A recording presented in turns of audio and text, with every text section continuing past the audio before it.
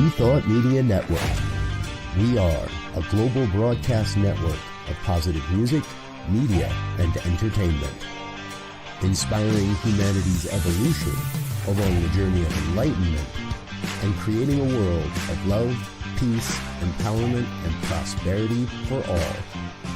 New Thought Media Network. Positively inspiring.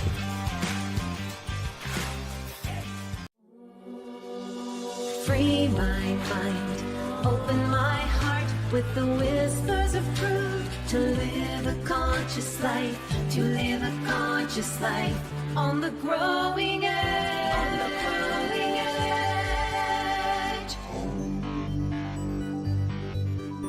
edge. And now, here's Allie. Hello and welcome to Growing Edge Live. I'm Allie Benjamin, and it is my great joy to be here today. Each week we gather here at the Growing Edge, the green growing edge of our own becoming, and have conversations with soul-centered individuals, friends of mine, people I hardly know. We have conversations about what they're doing in the world. They're channeling their time, their talent, their energy, their resources into doing good work in the world. And today I have my wonderful friend, my great friend, back for a second conversation. So welcome, Mark Anthony Lord. There he is. Thank you, Allie. I'm so happy to be here. I just love your opening jingle. Like you're just like your own little show. It's really cool. Well, I love that too. And when I used to have a pulpit, and I was doing the Satya Center in person, that jingle was made by my music director, Leslie. And so, yeah, I will pass along that you like her jingle that she made for us. Thanks, Leslie. So how are you? I'm good. I'm really good. Where I am, spring is in the air, and it's like it was a long winter, so feeling all the upliftment of that, and I'm really happy to be with you, Allie. Like I just, we've been together for years, praying, sharing, talking, doing ministry. Like I'm really grateful for your friendship. Yeah, me too. You have really been a solid presence in my life for many years. Supported me when I was doing pulpit ministry. We worked together every week, I think. Yeah. You were helping me grow the congregation and organize and build structure around that. And now you're not doing pulpit ministry you are. You're in Michigan at what's the name of your center? Yeah, I have a sweet little center. It's Unity. It's a Unity. Okay. On the lakeshore. I'm in a little resort town, and it's a small little center, and they're just beautiful people, really, really dedicated to their spiritual path. Like it's a group that's doing the deep work, and that's very fulfilling. I love that. Yeah. When you can be with a community that are really committed to their own growth and their own path, that's such a blessing. It really is. I've served some churches along the way that I found out were, and I don't want to make this wrong, but it's just what they were really there sort of like to get their Sunday obligation and then do the social. They were like a social club. And that's definitely a way to be together, but you and I were trained to do the deep work. Like, our training took us to the core of our being, where we found God. So yeah. That's what we like to teach and pass on, Exactly. Absolutely. Yeah. I miss being a part of a community. Yep. I'm kind of in community with the Salt Lake Center for Spiritual Living, which is fairly close, but I don't go every Sunday anymore. There's other things that I enjoy that bring me that feeling of connection to life. And I think these days it's more through my art that I find that deep connection. And then in small groups, I work with a women's group. We have a women's group once a month, and that's really a beautiful thing. So let's talk a little bit. I know that we did our past conversation. It's probably a year and a half ago now. And so if anyone's interested in knowing Mark's origin story, you can go back and find that earlier episode and hear about how he got started, what his spiritual roots were. But most recently, oh, there's your website, and Oh my our God, producer Michael's got your website up there. look at the picture. That's That's like Michael. that's from college. Well, you haven't changed much. You've just got way more beautiful in my eyes. We were talking just before the show. We did a wardrobe coordination this morning. We're both wearing black, and we both got silver hair. Yours is way more silver than mine, though, and you're looking very, very handsome. Very handsome. Anyway, people can go to your website and find you there and hear about you and all the offerings you have and hear about your story. I love that you've got your origin story there on your website. That's really cool. Yeah. So I want to talk a little bit today about what you're doing currently, but I want to ask you about that transition that you made from being a part of, I don't want to say a mega church, but a really large community. And you talked so fondly of being in a smaller community that really loves to go deep and do the work. What was it that shifted you away from wanting that bigger church experience and leadership role to what you're doing now? Yeah, well, it's an interesting question. I don't know if I've been permanently shifted away from wanting at least the big stages. I'm a double Leo. So and you're a 7, Enneagram 7. I'm a 7 on the Enneagram. So, and I'm a projector in human design. So what I do is guide and teach and preach. So, I'm always excited for those opportunities. But, Allie, what happened during the time when I did have that big center in Chicago that I founded, and it was hundreds and hundreds of people coming on Sundays, and sometimes up to 1,000. It was so big. And what happened was the work, the demands and the expectations, and the way we were trained was that we had to be everything. We had to do the administration, and we had to be the inspiration, and we had to do the counseling, and we had to raise the funds, and we had I was wearing so many hats, and so many of them I was incompetent at. I just wasn't good at what I was doing, but I just said yes because I'm supposed to, and I didn't have the coaching in time from someone that could say, Mark, this isn't sustainable. This isn't sustainable. You've got to do less and do less and do less as the organization grows. You've got to really niche into your expertise and build a team. I wasn't taught that. And by the time that revelation came, it was just too late. I was hurting. I for as big as the presentation looked and as much as the image was woo, inside, Allie, I was crumbling. I was in a lot of pain. I was in a lot of fear. Addictive behaviors started coming back because God, they helped, and I just got to a point where I broke. I just broke. And I just literally was like, I got to go. I got to go. So it was ultimately good. But, hindsight gives me all of this wisdom during it. Oh man, it's hard to have so much that looks so good to the world when inside you feel so incompetent. Mm-hmm. What did you do to heal? What helped you through that time? I walked away and I walked I had to walk the kind of the lonely road, the hero's journey. I needed to just be with myself and be with God and, move through the 5 stages of grief. I think those 5 stages of grief show up for every area of our life, not just when we lose someone, but, when in times of transition. And so I had to do that. And what sustains me is an unquenchable, how do I say this?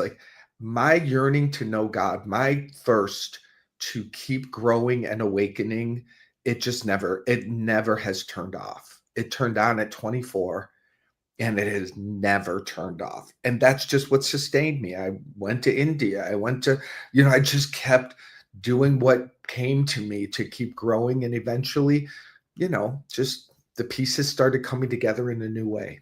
Mm-hmm. If you now you mentioned that you're maybe not done with that big stage experience. So if you were to step back into a situation similar to that, what would you do differently in order to really stay in alignment with your authenticity now that you've had a lot of experience? How many years has it been Since I've been away from Bodhi? Bodhi, I left in 2015. So coming up on this would be at the end in November, it'll be 11 years, 10 Wow. years, 10 years. Yeah. So what would you do differently, and how would you structure it so that you could remain true to your heart?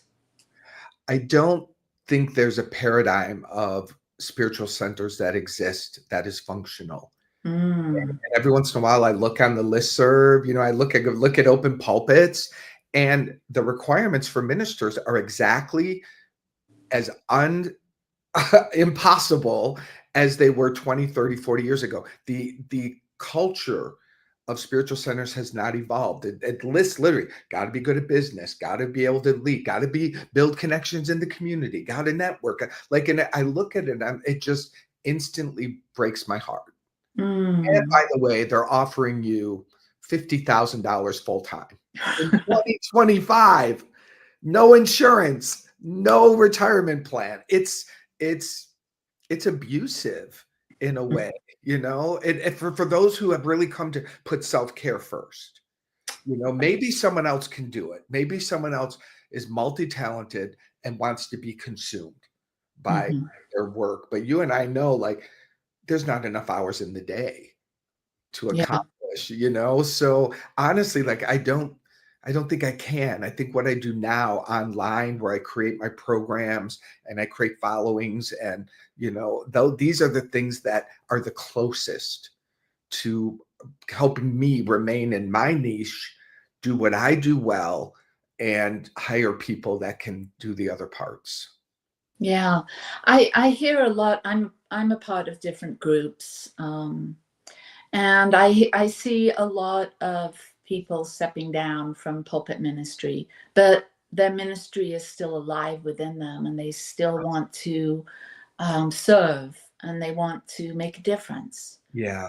I think of myself. I question sometimes, how can I make an impact? How can I feel that energy of my ministry when I'm at home behind a camera, a phone, a computer, doing virtual things?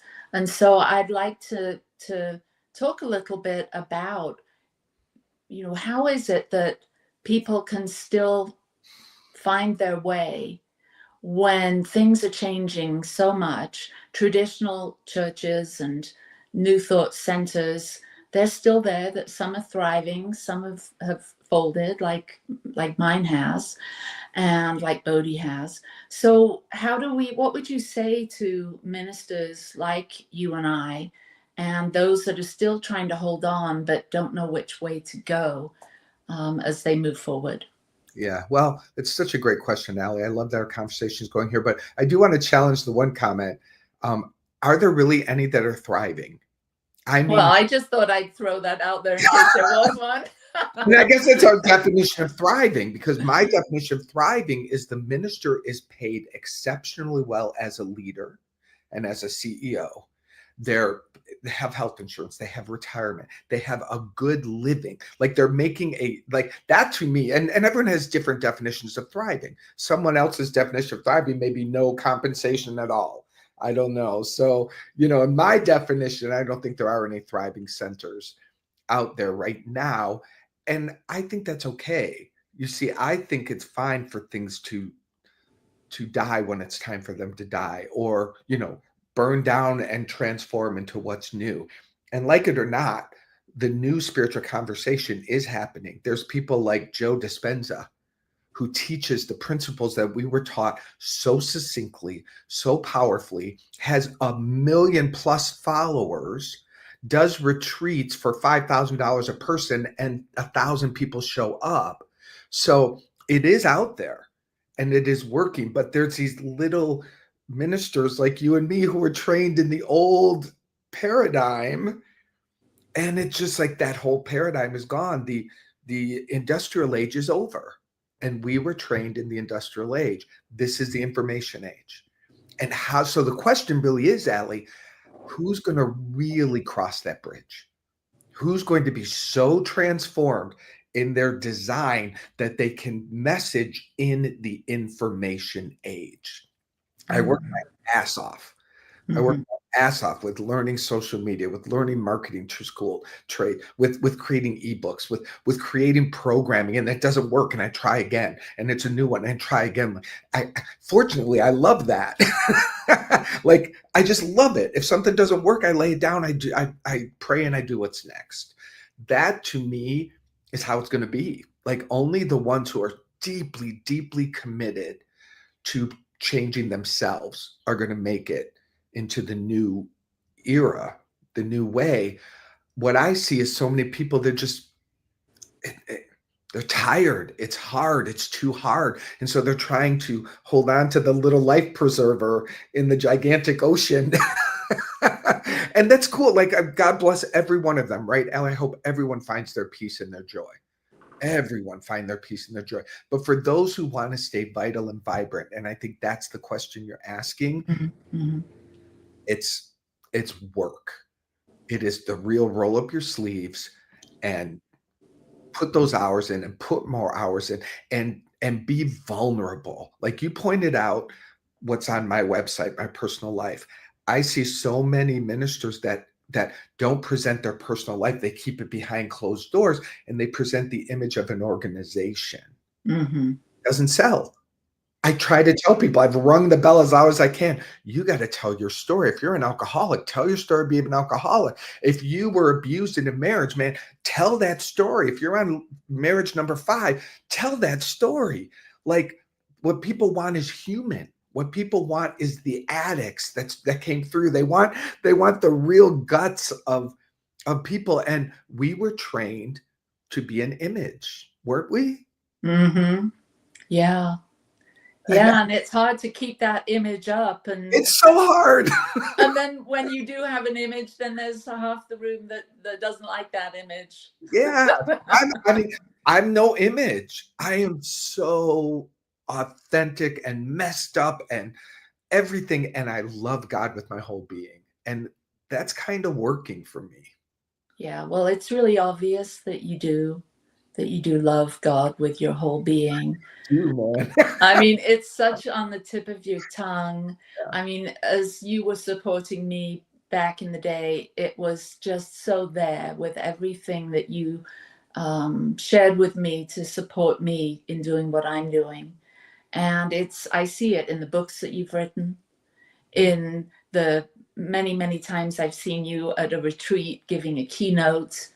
You are just so honest and authentic and in tune and on fire with your passion, with your divinity, that it's obvious. And I think that's your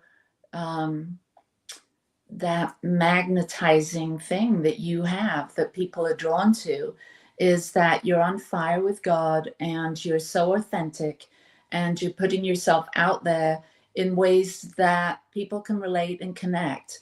We've got one of our viewers saying, agreed, transparency and authenticity is a new way in my life, and it works in business too. Thank you, Shay. Absolutely. Absolutely. And, it's interesting because I miss belonging. I miss community, like you mentioned, and I try to belong to the organization that we were trained in, but they're in this old paradigm. I'm in the new paradigm, and I go back and I sort of try to interact, and I'm not even heard. I'm not even acknowledged. Like, I am the rebel at this point that just is sort of, I don't know. I can't explain it, but it's painful not to fit in, but I've got to keep going where I'm called and pulled. Absolutely. And, I think having a unique ministry or is something that I know the affiliated New Thought Network, Anton, has really supported me with. is being able to create my ministry my way. Yeah. And so it almost feels like, the misfit toys, and the island of the misfit toys or something. So And totally. that's where I belong, because there's no freaking way that I would get into a box and stay there. Yeah. I am driven to do my ministry my way. By the way, I had no idea we were going to be going down this road. I had other thoughts of where our conversation might go, but obviously... I want to say I'm Herbie the dentist from Rudolph on the Island with this hair. With my swooping hair. I'm Herbie the dentist. Oh, that's funny. Yeah. I am on that island of misfit toys with you. And I think that is our superpower. That's why authenticity is required, because our superpower is what we deemed as that which made us misfits, that which made us not feel like we belonged or like there was something wrong with us. That's the very portal. Exactly. Yeah, we, being such a creative as you are and as I am, it would be absolutely depressing to fit into a box, I mean, I've always felt like nobody could tell me how to live my life or to be the me that I want to be. And I think that New Thought in general does have that vibe of, thinking your own way, thinking a new thought, being yourself. And so I think that the industrialized old school world that we came out of and that our ministries were born into, the environment isn't going to feed people like you and me. Yeah. And I think, and that's such a key point, because it's the analogy of cats versus dogs. The churches of traditional, of Christian, of the rules, they're growing because they're more the dogs. You tell them what to do, you tell them what to say, you tell them when to stay. They love the rules. You and I are people who go, don't tell me what to do. And that's what we're attracting. We're attracting people who are wild cats now. And so we're trying to form community with people that don't want to be following rules. It's not an easy, like you got to pause and go, how do we form a community with people that live like us? Yeah, exactly. Talking about community, I've recently went to a couple of those hands-off rallies, and Bernie Sanders and AOC came to Salt Lake, and I went to see them. And there was huge community there. And so I'm wondering, 20,000 people inside a building with 5,000 people waiting outside in line. And so there are communities, not like we're talking about here with a church community or a spiritual center community. But I'm getting a sense that community is out there, but it's based on something else. It's based on values. It's based on common sense. And I'm not sure where I'm going with that. But what do you think of the communities these days? People that are joining together because of a cause or because of a... does that somehow fit into what we're talking about here? Oh, you're putting me on the spot in every turn here. Look, and I'm not talking politics here. I'm talking about you sort of are standing. Yeah, but I'm okay with it. Like, here's the deal to that question. And this is what I want. What it appears to me from the highest truth of there's God and only God, the dream just keeps recycling.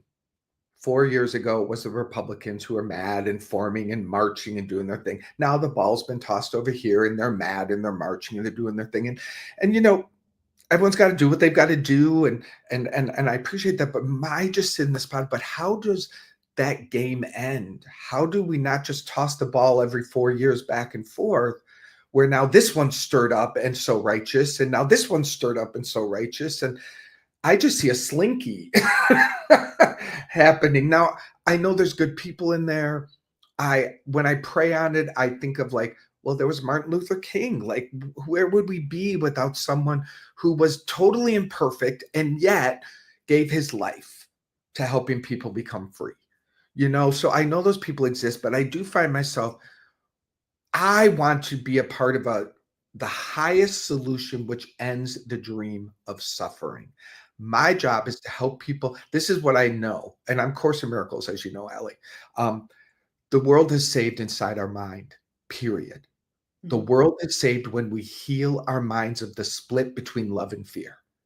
And the more people who are willing to do that, the better the world will be. The great seduction is that it's out there.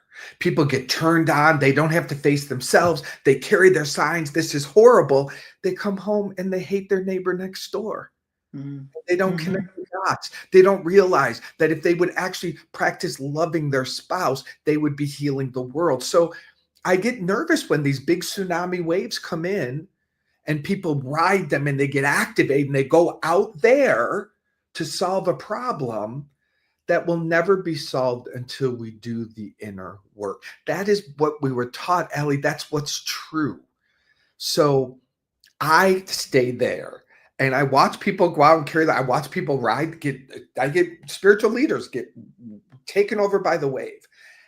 And I just hope, I hope that whatever they're doing is for good and that they can make a shift. That's beautiful.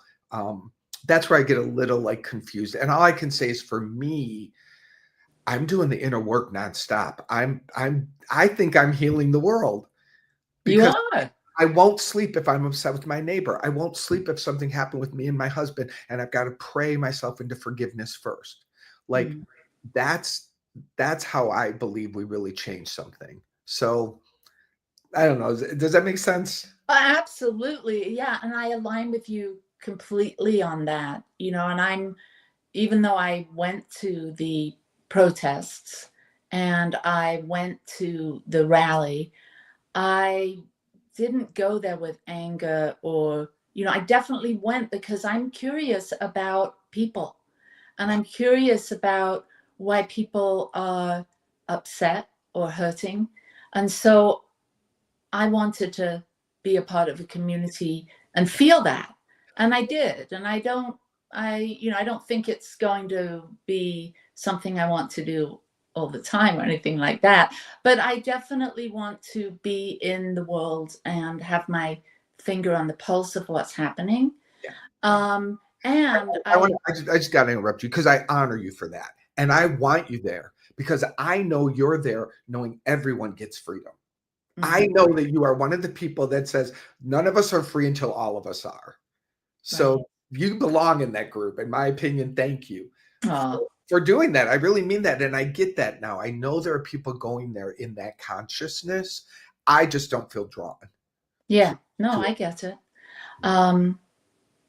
Well, why don't we take a quick break? We'll be back and we're going to talk more about what you're doing now and that deeper stuff, because that's really where my heart is too.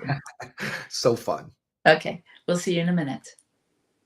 Please help us say thank you to our organizational sponsors, including the Hefferland Foundation, Affiliated New Thought Network, International New Thought Alliance, Science of Mind Archives and Library Foundation, Center for Spiritual Living Denver, Center for Spiritual Living Midtown, New Thought Philadelphia, Planned Happiness Institute, Summit Center for Spiritual Living, One Heart Retreats, Center for Spiritual Living on the Lake, Unity Kitchener, Unity Spiritual Center Ottawa, Om Center for Spiritual Living, Satya Center, Begin Within Ministries, Center for Spiritual Living North Jersey, Unity of Savannah, and the Center for Spiritual Living Seattle, as well as all of our individual donors. Thank you for being part of the New Thought Media Network. Please like, share, and subscribe. New Thought Media Network, positively inspiring.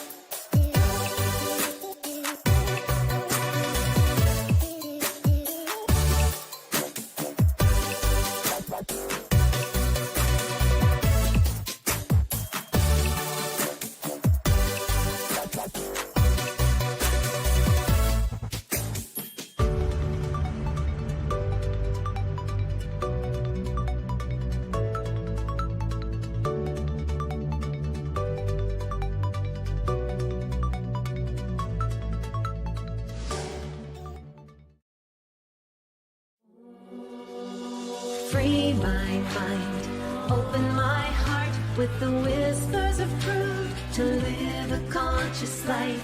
To live a conscious life. On the growing edge. On the growing edge.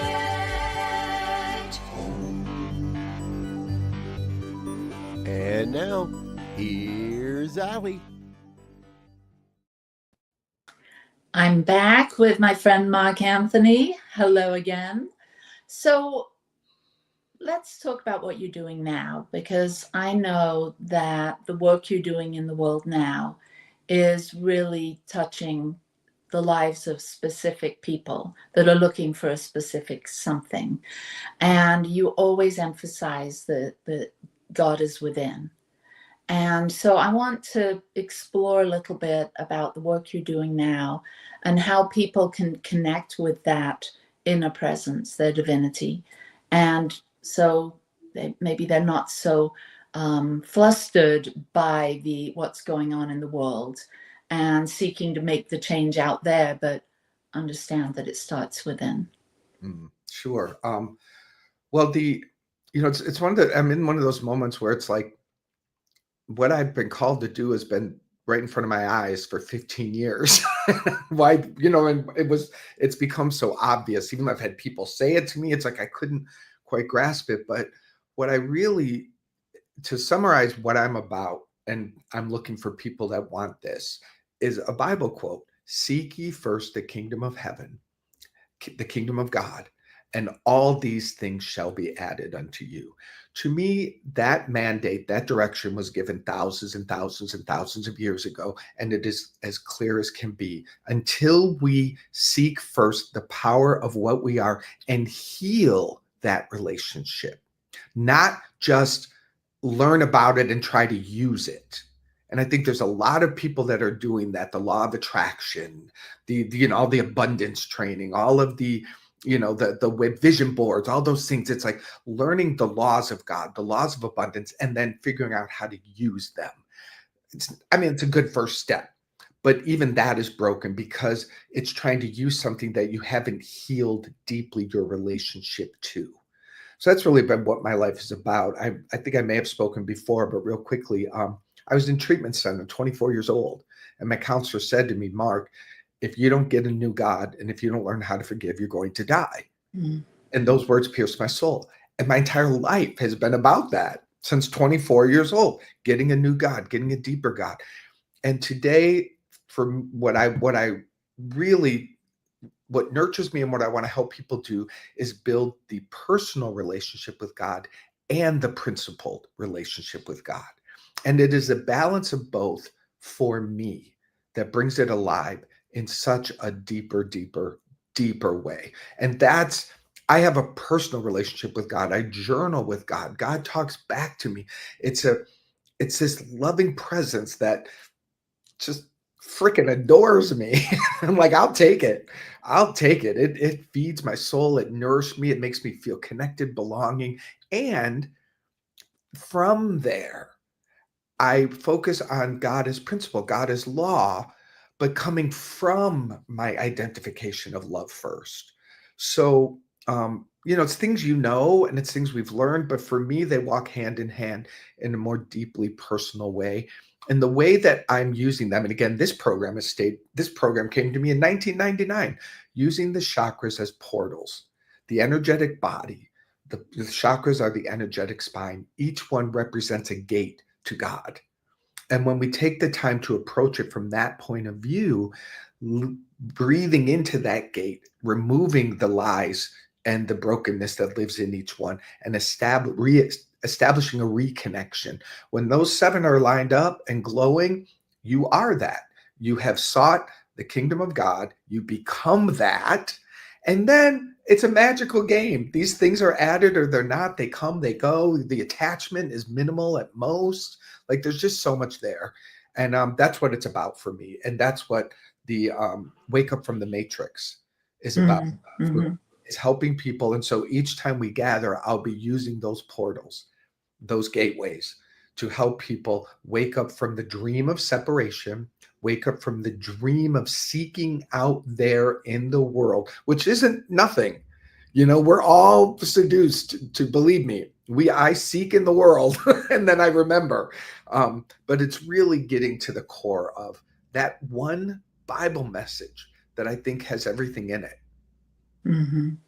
So you talk about the 7 chakras and the what might be blocking us from really having that clean, clear, crisp, always on connection with the divine. So what are some of the, and you don't have to give me all 7, but what are some of the things that you see people struggle with the most as far as blocking them? You mentioned forgiveness, so I'm imagining is that maybe heart chakra? I don't know.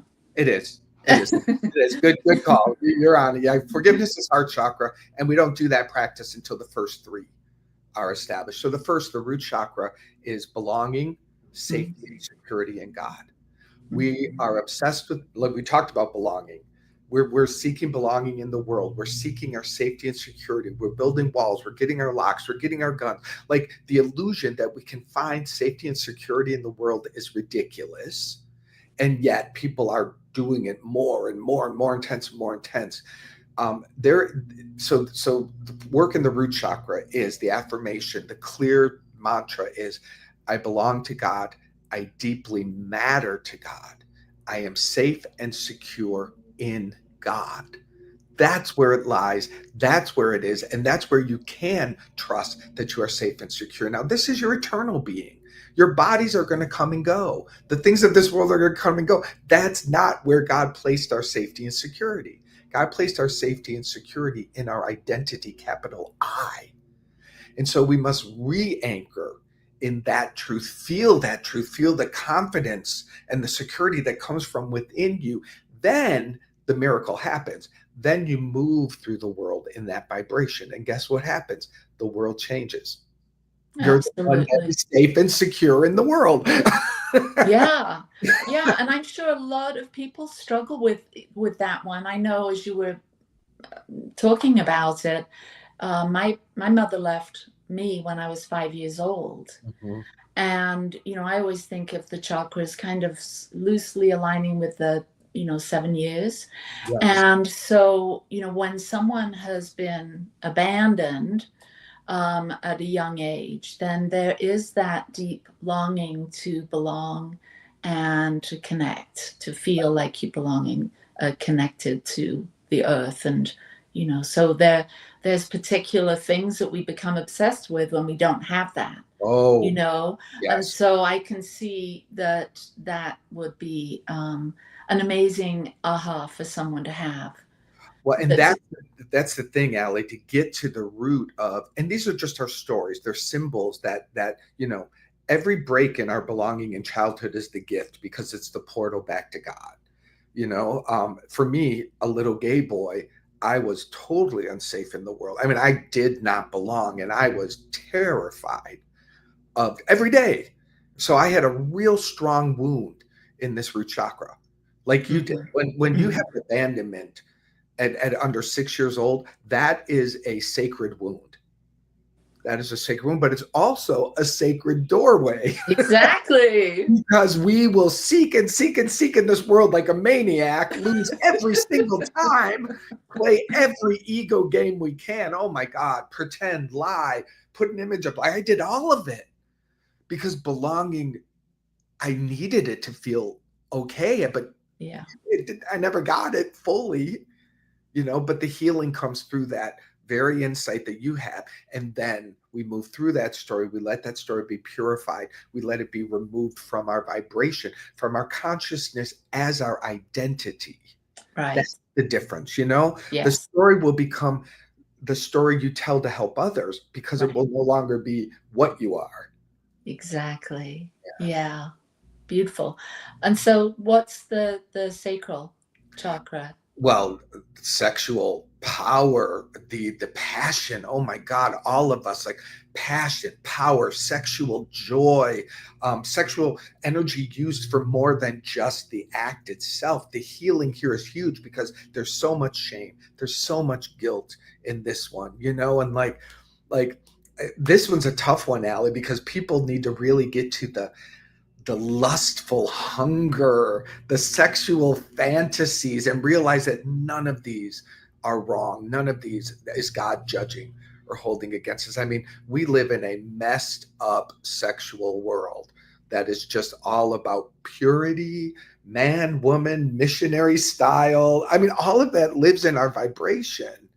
And yet we live in a world of sexual abuse, rape, incest, child abuse, like pornography addiction. We live in such a sexually obsessed and broken society going, let's just try to be better. Let's, this is an opposite one, because this is like really, bring out that dominatrix, bring out that BDSM part, bring out that lustful, hungry thing and merge it with God. And then turn your passion to God. That's the other part, Allie. The second chakra is passion. We are afraid to turn our full passion to God. That's scary. We live in a culture that's like, oh no, I got to be cynical. I can't be like those woo-woo people. But this sacral chakra is passion, and it is passion for relationship with God. I had to work on this one myself because I have it, and yet I was feeling my resistance to be fully passionate, So, yeah, and we could have a whole conversation about all of that. So this that you're talking about, as far as something people can engage with you through this journey, wake up from the matrix, right? Yeah. So tell us a little bit. Obviously, we've talked about the two chakras, but I'm imagining that your offering will help people to understand all things that are blocking them from being completely connected to their divinity or knowing themselves in that way. Absolutely. Yeah. I mean, just go to my website and register for the Wake Up from the Matrix gatherings. And the benefit is, if you join, you get invited to each one, and you can attend or not attend, but you also get access to the replays. So at the Wake Up from the Matrix, as I mentioned, I'll always be using these portals for different conversations. I'm going to start this program. May 5th is my first gathering on this design, and I'll start moving us through the chakras one at a time. So the first couple months are just going to be focused on getting related to all of those. Then we'll learn how to pop back and forth and use them for current situations, for financial challenges, for relationship issues, which one serves us best. So it'll always be inside of this conversation. And again, the Matrix, as we know from the movie, is simply waking up from the dream that we're separate from this. Yeah. The conditioning. The conditioning. The patterns. The patterns, the conditioning, our personality that we've created in order to, get those things our ego thinks it wants. And beautiful. So that starts on May 5th, and people can find out about that on your website. Yeah. Now, I was also seeing, and we've talked about this as well, you're also doing healing sessions with people. Yeah. And you have come out of the closet as a channeler. I have. And I want to talk about that. It's very brave, and I'm cheering you on. And I absolutely know, just from the work that I've done with you, that you have an amazing, clear channel to higher wisdom, to truth, to what needs to be heard by your client. And so tell us about that. How did you, I know it's always been alive in you, this deeper connection and knowing. What was it that allowed you to come out onto the stage, so to speak, saying this? Well, yeah. So, and I think I may have told this in our last gathering, but just to touch base, it was back in 1999 where I first clearly heard this distinct voice that was like, that's not mine. Ultimately, it is us. But you know what I mean? It begins with a separate kind of an energy, and it blew my mind, and it scared me, and I shoved it under the rug. Now, it was always finding its way out through all of my talks. I remember in my first talk that I did in homiletics, the teacher just said, I have nothing to tell you, that was brilliant. And I was like, well, what just happened? What do you mean? I don't even know what I'm doing. Like, I was like, that wasn't helpful to me, but it was looking back. Oh, this thing would take over and it would do something through me. It's a combination of plant medicine that helped open me up to the gift, the psychic abilities, which we all have. It was a mix of that. It was Course in Miracles that also speaks to how our psychic abilities will become stronger and stronger as we deepen in our awakening and our practice. So it's those things added up together that really helped. But it was also just the decision. Like, I'm not and to be this kind of a helper, healer, counselor. Like, I'm not, if you're looking for someone to just hold your hand and be patient and just let you walk gently through, that's a beautiful way to do a path. I'm not that kind of guy. I'm the guy you want if you just want straight up, this is what I'm seeing, this is what I'm hearing, this is what we do. I'm more the bulldozer. I'm the wrecking ball. You're the disruptor. I'm the disruptor. I am a disruptor. And people need disruption now. Now, I can help you mend it and walk away so you're not limping or limping a little. But once I embrace that and I just realize, like, I'm not interested in what you think about your problem. I'm interested in what this power is saying to you about your truth and how to heal quickly.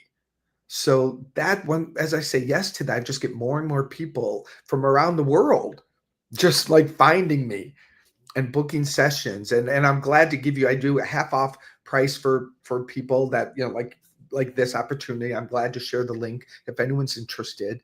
Yeah, go ahead and tell us about it so we can share it. We'll put it in the notes of the show. Yeah, I will do that.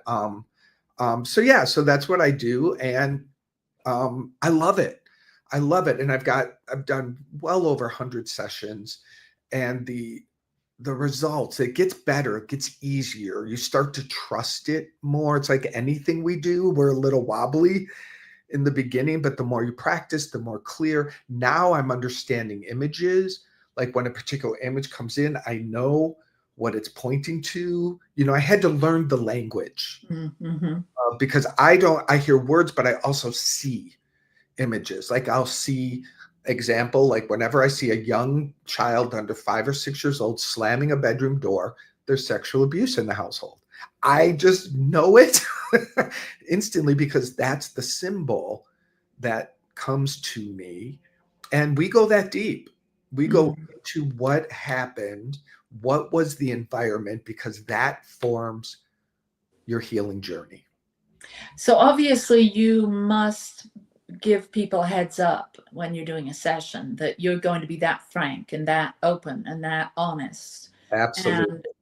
And so do you have an example of someone that you've worked with, obviously not breaking any anonymity here, but a shift that happened or occurred that was profound for them, that changed everything? Yeah, one of my really wonderful ones, like, and I do get, I begin looking for connection. As soon as there's a yes in something, like the one I did last week, immediately I'm seeing someone riding a horse. And before I'd be like, riding a horse, what the hell do I do with that? How do I say, like, I'm a fool? Like, that's what's happening inside sometimes. So I say to her, like, hey, man, I'm starting with this image of, I've just seen you on a horse. Like, there's horses here. She just got back from Patagonia where they went on a horse riding journey. I have none of that information, and I'm not looking for magic. I'm looking for connection. And to me, that's like, thank you, Holy Spirit, we're connected. I often get images like that. So with that acknowledged, there was one session where I'm beginning to feel the energy of loved ones that have laid down the physical body and are now in their all expanded self. And I was working with a woman, and her father energy was there. And she says to me, ask him what he's doing. And I was like, what he's doing? Like, is anyone like, I didn't even like, I'm like, oh shit. Okay. So I'm like, to this energy, I'm like, she wants to know what you're doing. And I hear, tell her I'm golfing. Now I really think I'm crazy. But I say to her, well, you may think this is crazy, but he says he's golfing. She starts crying because her mother never let him golf because it cost too much money. And all he wanted to do was golf.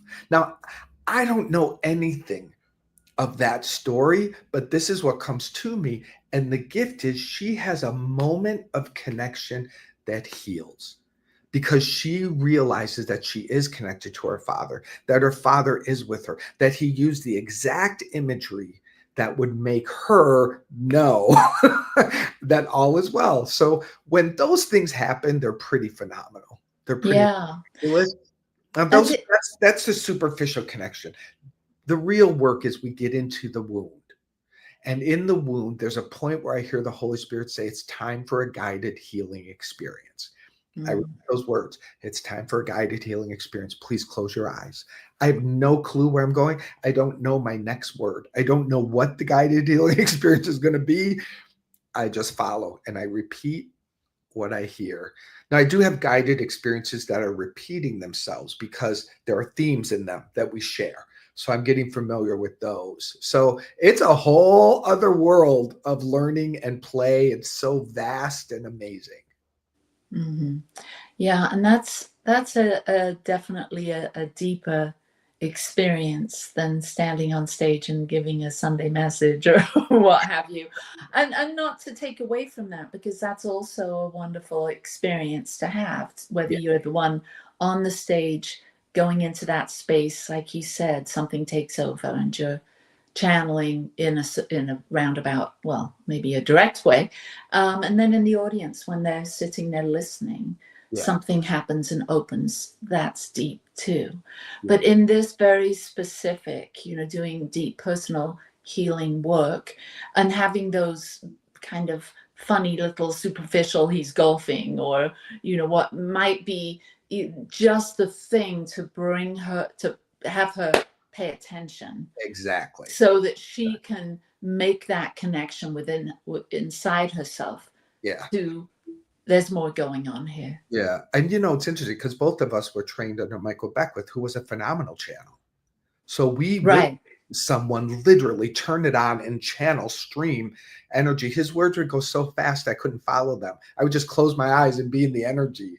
So I'm so grateful that is, like, I still consider him my minister. Yeah, me in my too. heart. So, but I want to share one more thing quickly. And that is, it just left my head.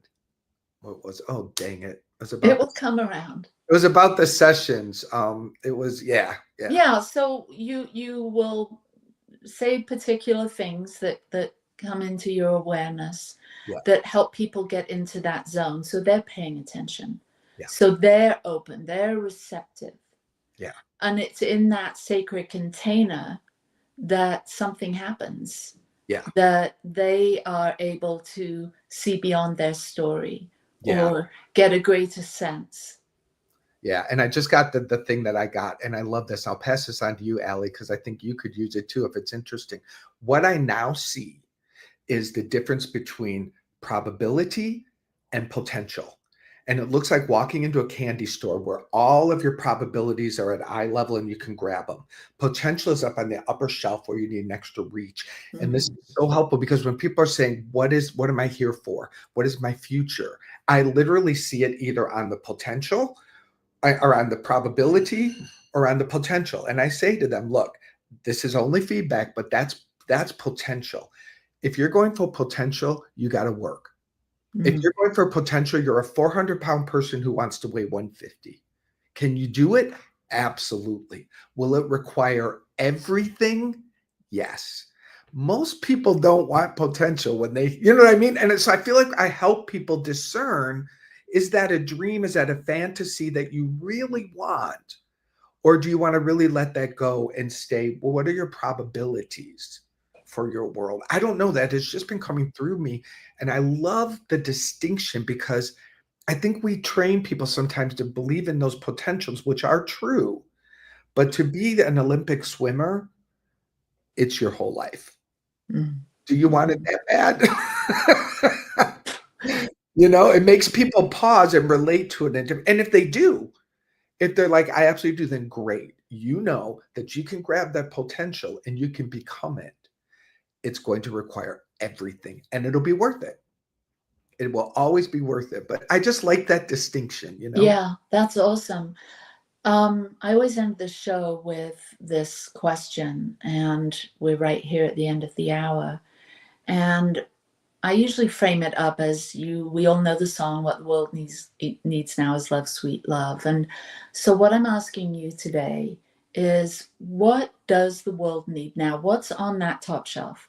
What is not just the possibilities, but what's that potential that the world needs now here at the Growing Edge?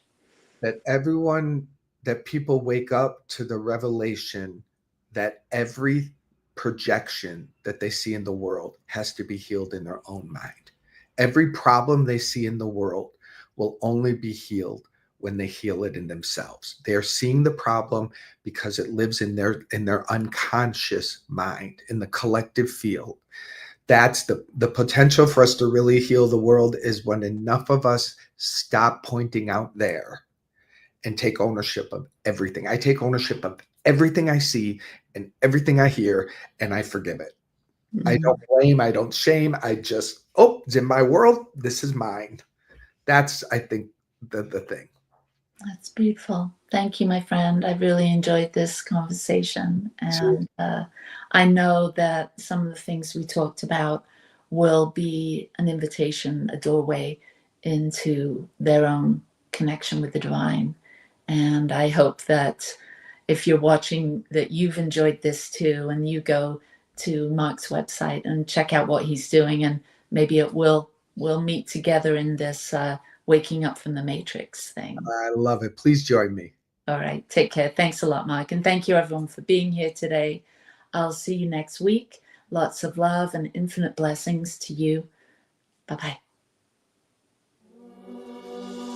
Free my mind, open my heart with the whispers of truth, to live a conscious life, to live a conscious life on the growing edge.